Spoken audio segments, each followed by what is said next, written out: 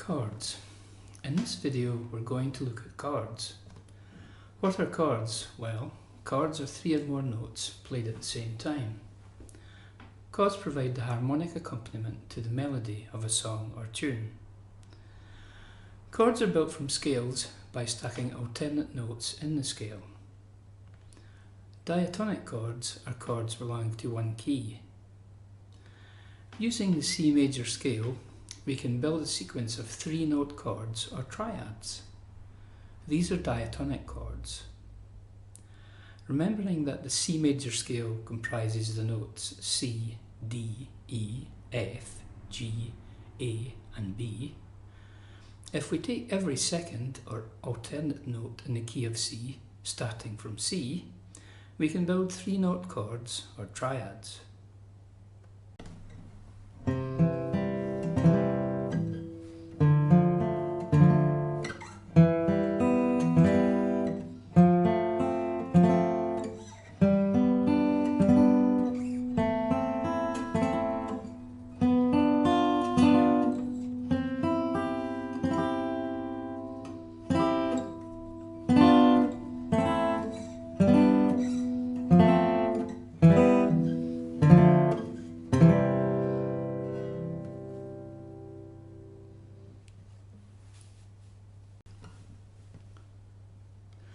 We end up with a series of three major and three minor three-note chords and one so-called diminished chord belonging to the key of C.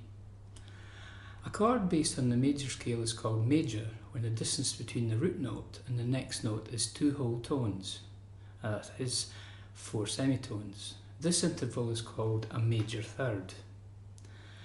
A chord is called minor when the distance is 3 semitones, the interval is called a minor third. The diminished has two intervals of a minor third above the root note. If we play fuller versions of the three-note chords we just derived in the key of C, we get C, E minor, E, F, G, A minor, E diminished and C. These are called the 1, 2, 3, 4, 5, 6 and 7 chords respectively. When these are written in Roman numerals, as in chord charts for session musicians, this is the basis of the so-called Nashville numbering system. Because all major scales are built the same way with the same intervals, that's whole tone, semitone, whole tone, whole tone and semitone, the 1, 4 and 5 chords are major chords in every major key. The 2, 3 and 6 are minor chords in every major key. And the 7 is diminished in every major key. Let's look at how to play the most common open chords in the key of C. These are C, the 1 chord, F, the 4 chord, G, the 5 chord, and A minor, the 6 chord. C is fingered by putting your third finger at the third fret of the fifth string, your second finger at the second fret of the fourth string, and the first finger at the first fret of the second string. Then play the fifth to first strings. To hold down the F chord, use your first finger to create a bar across the first and second strings at the first fret. The second finger is at the second fret of the third string, and the third finger is at the third fret of the fourth string, and play fourth to first strings. This bar can be quite tricky for beginners, but just persevere. There are a couple of ways to play the G chord.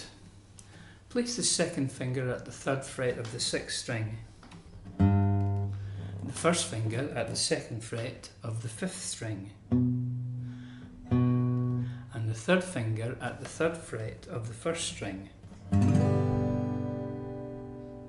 Play all strings.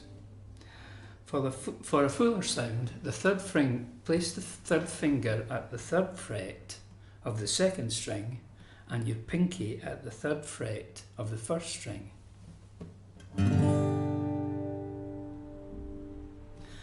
Sometimes a G7 chord is used instead of G when a strong resolution to the C chord is required. To play a G7, place the third finger at the third fret of the sixth string, the second finger at the second fret of the fifth string, and the first finger at the first fret of the first string. Play all strings. To finger A minor, place the second finger at the second fret fourth string,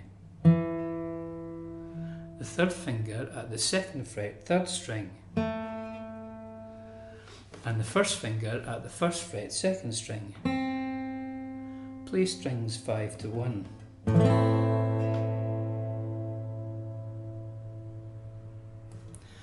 Next, we'll talk about chord progressions, what they are, and the common ones that are used in hundreds, even thousands of songs.